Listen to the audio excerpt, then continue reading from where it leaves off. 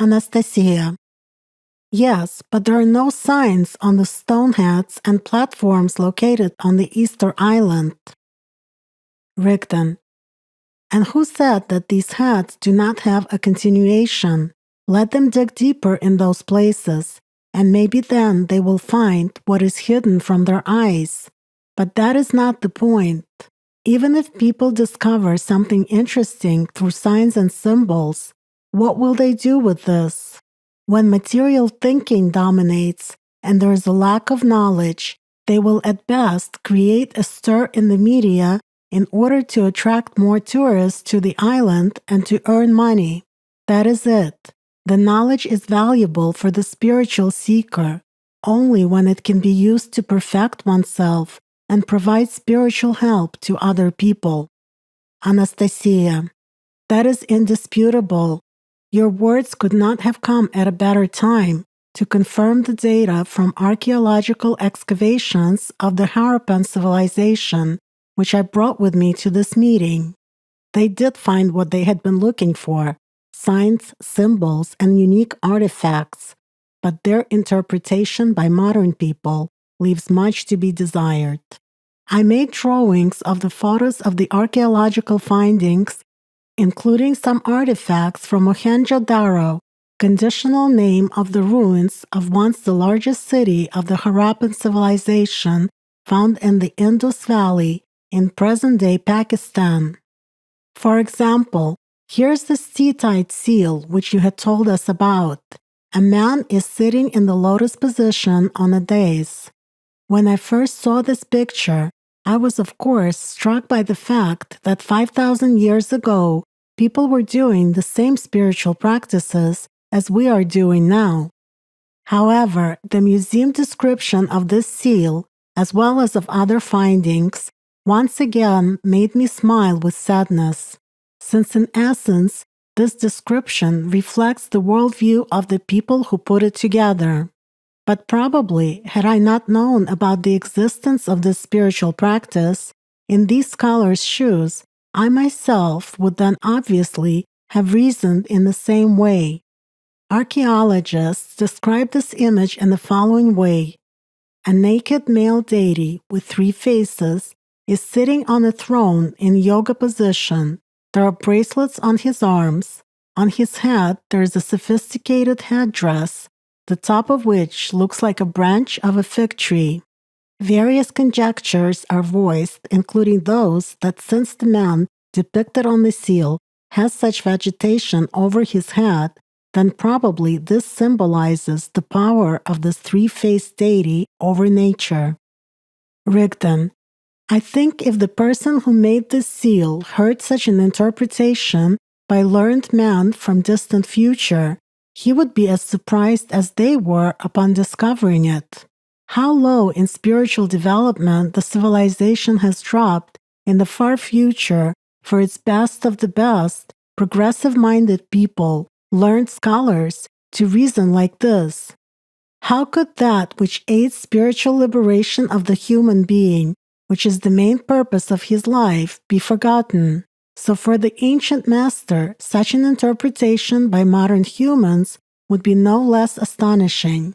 And as far as the seal is concerned, these signs are like an open book for the person who is knowledgeable in the ancient secret writing of signs and symbols that indicate certain basic meditative techniques and spiritual practices which lead to spiritual liberation. It is clearly shown here that the person is sitting in the lotus position. This is not a nude male deity. This is an indication of the beginning of a meditation, activation of the lower chakra, a burst of energy, and its movement through the energy meridians. The throne on hooves simply indicates that the person is spiritually higher than his animal nature. The hooves symbolize the latter. Besides, in some cases, such a conditional graphical designation, a small hill on which the meditator is sitting, may indicate the group leader when the spiritual practice is done together. The 4 faces, 3 visible masks, and an invisible one point at the level of the spiritual practice in which the integrity of the four essences is already used to perceive the invisible world. Incidentally, in ancient times, they depicted three-facedness, almost always implying four faces, the fourth invisible side, as evidenced, for example, by mythology and images of gods in the ancient Indian civilization. The sign over his head is far from a branch of a fig tree. This shows an outpouring of energy from the thousand-petal lotus chakran, as well as activation of the indicated working sign during this meditation. Anastasia. Yes, even the sign itself here speaks of the spiritual level of this person, for whom it is within power to activate it. Rigdon. Certainly, this is not a simple sign. The upper inscription is a reference for a knowing person to the spiritual practice and its purpose. Anastasia. In fact, all the signs that identify the spiritual practice are present here. A diagonal cross as the symbol of the four essences with certain accents, the fish sign meaning submersion into an altered state of consciousness, the wave sign indicating a movement of energies. The sign of the powers of Allat is stylized for writing. In essence, the same ones as in the ancient rock inscriptions. Here, even if people eventually dress these signs in their material understanding, the image itself will retain the basic spiritual information for the informed people of new generations. Rigdon. Quite right. Anastasia. You know, when I was searching for information about the Harappan civilization, I also unexpectedly discovered many other interesting facts. For example, take the steatite seal, which you have already mentioned. By the way, I think the readers will also be interested to know, like I was in my time, why seals were often made of steatite in ancient times. After all, this material was used as early as the Paleolithic era, as evidenced by the archaeologists' discoveries of female ritual figurines of Paleolithic Venuses made of this rock. Rigdon. This material was indeed widespread among the peoples in different times. It is precisely steatite that was used for magical figurines in ancient India and ancient Egypt. It was described in legends as a rock endowed with sacred properties. It was used in the Urals, Asia, and Americas. In the ancient times, it was also called firestone because it conquered flames and forced even the fiery firmament to follow its inner form. Sacred philosophy was seen in it. Well, and of course, this stone is not empty. Steatite has truly unique properties. Besides being easy to process, it contains talc, magnesite, and chlorite. It has high durability, high heat capacity and thermal conductivity, and resistance to chemical and acoustic effects. It does not resonate and does not conduct sound. In general, as they would say nowadays, soapstone, as it is now called by geologists, has good insulating properties and serves as a source of positive energy. In the heated state, it emits heat waves which coincide in frequency with the frequency of thermal radiation of a human himself and amount to 8 to 9 microns. It also has a number of properties which have a positive impact on the human health. This was known even in ancient times, so it was often used both in everyday life and in magic. Besides, thanks to such unique properties of this rock, steatite seals were impossible to burn. They were strong enough and lasted for thousands of years, which is why it was used for the transfer of such knowledge. Anastasia. And here is a copy of an image of the steatite imprint discovered in Mohenjo-Daro. You once told us about it. The knowledge about the fiery lotus group meditation technique is indeed reflected here. Judging by the print, the leading person in the meditation is a woman who has a connection with the spiritual world. The АllatRa sign is positioned atop her head. Although this seal is described in scientific books as a sacrificial ritual procession of 7 figures where a deity is positioned standing on the sacred fig tree, it is clear that when the foundations of spiritual knowledge, as well as the sacred symbols and signs, are lost in the human society, it is difficult to understand anything of the above mentioned from the perspective of the material worldview. For most people, even now, this picture will not go beyond their current perception of the world. Rigdon. Everyone carries his own baggage of personal experience through life. According to its contents, a person judges the world, but actually, his judgment is about himself. The material worldview grounds people, enslaving the soul even more, making the load even heavier, and forcing the person, like a convict, to drag these burdensome chains in his consciousness. The spiritual outlook lends wings to the soul. It perfects and helps to form personal baggage solely out of the values of the spiritual world, which do not get lost after the physical death of the body. Anastasia. I'm convinced yet again how important it is for man to have personal spiritual experience and knowledge and treat his spiritual development with full responsibility. After all, life passes very quickly. In the Harappan civilization, people knew about this for certain, judging by the remains of their culture. Here's a picture of the seal print that you once mentioned as a symbolic outline of the meditation on the 4 essences. Again, it shows a 3-faced person sitting in lotus position. Above the head of the meditator, in the area of the 1,000-petal lotus chakran, there is a symbolic depiction of the lotus flower. The ancient Egyptians drew the flower the same way, and a schematic designation of the signs of Allat, АllatRa.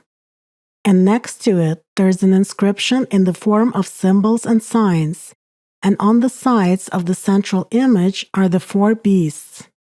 At that, what kind of beasts those are: an elephant, a tiger, a buffalo, and a one-horned rhinoceros. The elephant is shown as walking away to the side. This is a symbol of the back essence, of human's slow and strong past. The attacking tiger symbolizes the aggressive right essence. The howling buffalo is a symbol of the left essence if we consider the symbolism of ancient India and Southeast Asia, where buffalo symbolizes the supernatural power and the masculine principle. And the one-horned rhinoceros, according to the mythology of the ancient peoples of Indus, is a symbol of strength, insight, happiness, and a fearless creature of which even the tiger is afraid. That is, it is endowed with characteristics of the front essence. And it is no coincidence that the symbolism of one horn is depicted here. By the way, I was surprised to discover that seals of the Harappan civilization had a common theme of a sacred mythical creature with one horn. Scientists named it a unicorn, depicted next to the sacred, spiritual symbols. For me, it was a very intriguing discovery, given all that you had told us earlier about this creature. Rigdon. The unicorn since ancient times has been one of the symbols of the front essence, which helps a spiritually pure person to connect with his soul and escape the circle of rebirths.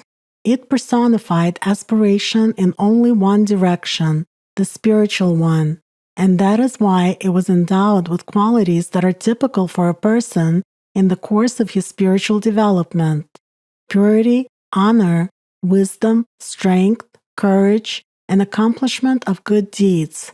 It was also associated with powers of Allat, divine purity of the feminine principle, myths about the virgin and the unicorn. If we trace the history of symbols, we will see that the Sumerians, for instance, placed the unicorn's image as a symbol associated with a circle, the soul. which is interpreted by researchers as a lunar symbol, as well as an attribute of goddesses in the meaning of spiritual purity. The Assyrians depicted the unicorn on bas-reliefs next to the tree of life, and the Egyptians put the best moral qualities into its image. The Persians, according to their sacred knowledge, considered the unicorn to be the perfection, a representative of the pure world among animals, originally the four animals, and its horn as the only force that is capable of defeating Ahriman.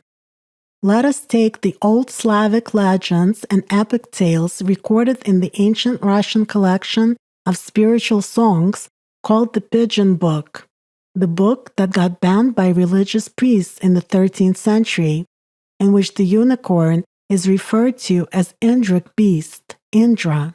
It has the following lines. Our Indric beast is the king of all beasts, and he goes the beast in the dungeons. He crosses all the mountains of white stone, and he clears all the creeks and streams. When this beast leaps in joy, then all the universe stirs up. All the other beasts bow to this one beast, and he never ever hurts anyone. Anastasia. Yes, I have come across these epic poems which describe the ancient people's worldview, including matters of cosmology, sociology, and spiritual knowledge, but I became interested in them after I'd started to understand their spiritual essence and learn how to separate the wheat from the chaff. For example, Indra is said to be living on the holy mountain. He eats and drinks from the blue sea, walks horn-like through the dungeons akin the sun in the skies. Considering that the holy mountain is the symbol of escape into another dimension, the water means the spiritual world, and the spiral-like horn with which Indra walks through the dungeon stands for astral travels by means of tunneling, where the tunnel is often twisted into a spiral. Then the book turns out to be quite fascinating. Rigdon. Had you seen the original version of these epic songs, which the ancestors of the Slavic people once possessed, you would be surprised at the simplicity of the truth and the spiritual knowledge that was contained in such symbols. But unfortunately, little of these tales has been left in the version that reached modern people, and it is not only because of the distortions that accumulated over the centuries of transfer of the knowledge. Unfortunately, these epic stories were altered considerably when Christianity began to be propagated, and the pagan, originally Slavic beliefs began to be destroyed. In some cases, information was replaced, while in others it was altered. And other times, birch bark manuscripts with old Slavonic records were burned altogether. This is when significant substitutions occurred with emphasis on the ideology of the Christian religion. For example, previously, one of the epithets of Indra was far, which in Old Russian means a thoroughbred horse, jumper. Ministers of the Christian religion took advantage of this, and the unicorn in their legend began to live not on the holy mountain from the Russian epics, but on the holy Mount Tabor in Palestine, which in the Christian tradition is considered to be the place of Christ's transfiguration. But what I would like to say about the epithet far itself, the ancient Slavs used the word in the meaning of a stallion in relation to Indra, the unicorn, and this is also a human interpretation of the knowledge already. According to the original legend, which was once known not just on the territories inhabited by the ancestors of the Slavic people, but also in ancient India and ancient Iran, the Zagros Mountains, the front essence which was symbolically represented by the unicorn was linked with the Farno, or speaking in modern terms, the Grail. The Farno, Farn in the East, was defined as the shining principle, the divine fire, that multiplies power, control, and might. It was mentioned that Farno helps the human soul to cross the bridge which leads to eternal life. And now put all this together with the knowledge that you already have. Anastasia, for me, this information, just like every meeting with you, is yet another discovery. Now it is clear, first of all, why they put two wooden horse heads with the large solar symbol, circle, on the ancient Russian huts and shrines. By the way, this tradition was widespread not only in Russia, but also among the ancient peoples of the Baltic and Europe. It turns out that besides the fact that it was a stylized АllatRa sign, it was also one of the ways to interpret the ancient sacred legend about the unicorn and the Farno. Secondly, if the legend has a common Indo-European root, then its echoes, and consequently the remains of the knowledge, must be sought not only in the ancient Rus epic, but also among the literary monuments of ancient Iran and ancient India. Take ancient India, for example. The most popular Vedic character there was precisely god Indra. Translated from ancient Indian, the root of the word Indra means an indication of spiritual power. Interestingly, it is mentioned that the ability to have many forms is inherent to this god, and that it can turn into a horsehair. Indra himself appears in myths as the god of heaven who is connected with rain, water, who releases rivers and streams and pierces channels, just like the Slavic unicorn Indrik. He is the son of power, one who drinks soma, friendly and always ready to come to aid. And most importantly, it is Indra, according to the legend, who fights alone and conquers dragon Vritra, the demon of chaos. And his victory is equated to the victory of the dynamic principle, the powers of Allat, over stagnant chaos, the animal mind. And it leads to structuring of the Vedic world of white spaces. This battle is the central plot of the legend. If we consider that the ancient Indian Vritra literally translates as block or a barrier, and that Indra represents spiritual power, then in essence, it all means overcoming the animal nature, the spiritual victory of a human over himself, his liberation. Rigden. Besides, Indra is believed to be the guardian of one of the four cardinal directions. There is also a reference related to the knowledge about the structure of the world, in particular, that Indra rules over Svarga, heaven. According to beliefs of the Hindus, it is a paradise located on the top of Mount Meru. And now recall that in the Slavic and Russian mythology, there was also god Svarog, the god of heaven, heavenly fire, the father of Dashbog and Svarozich. In the All-Russian Chronicle of the beginning of the 12th century, the tale of bygone years, which was included in the Hypatian Codex, the following mentions of it have been preserved. For this cause he was called god Svarog, and his son under the name of the sun ruled over 7 kingdoms. He was named Dashbog, the king of the sun, Svarog's son. He is Dashbog. Approximate translation from the Church Slavonic language. Anastasia. That's right, it all has one and the same root. After all, even if allegorically, but it speaks of 7 dimensions and of man's spiritual work on himself.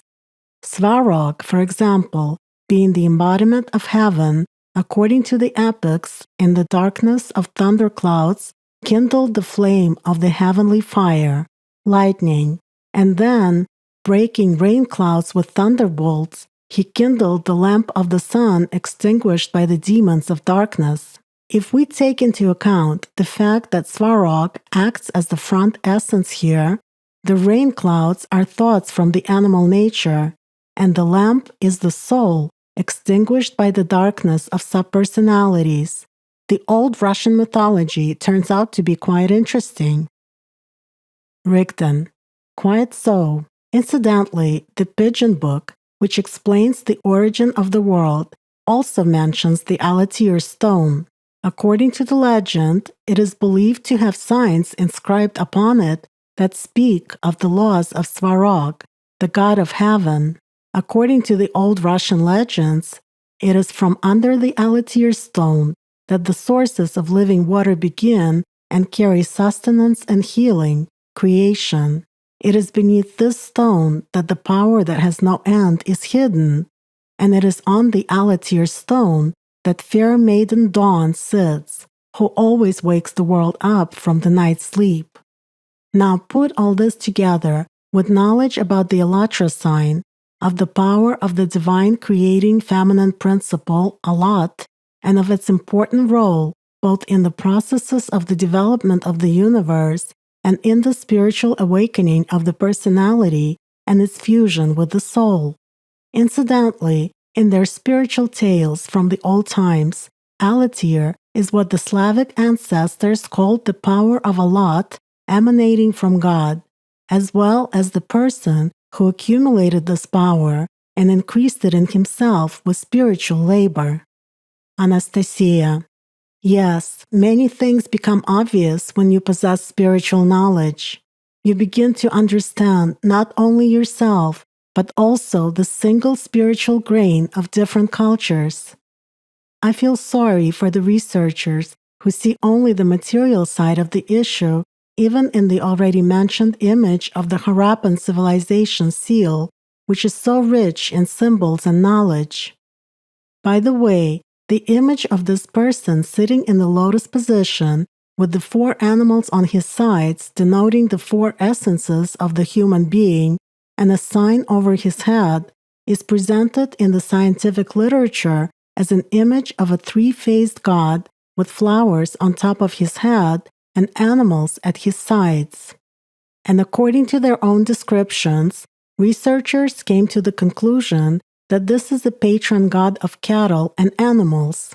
That's what it means to see the world from the material point of view, from the perspective of the will of the animal mind. Rigdon.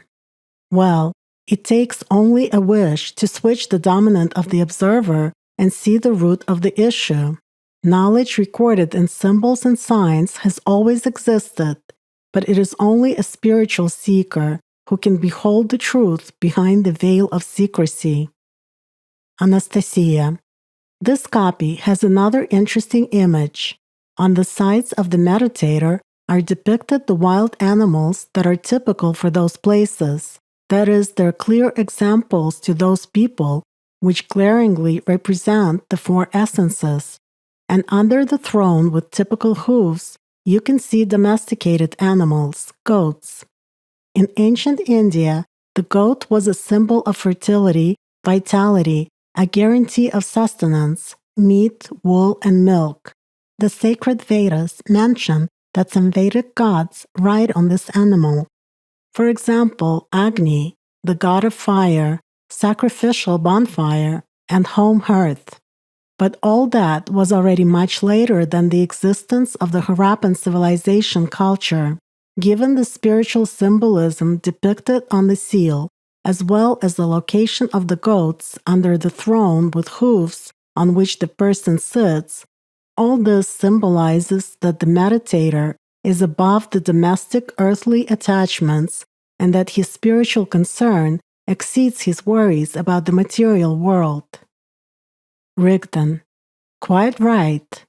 All these animals are merely associations, clear to the thinking of people of that time, which characterize peculiarities of spiritual knowledge, meditations, and the view of the world that is different from the 3-dimensional world. It is nothing more than that. But people are prone to imitate.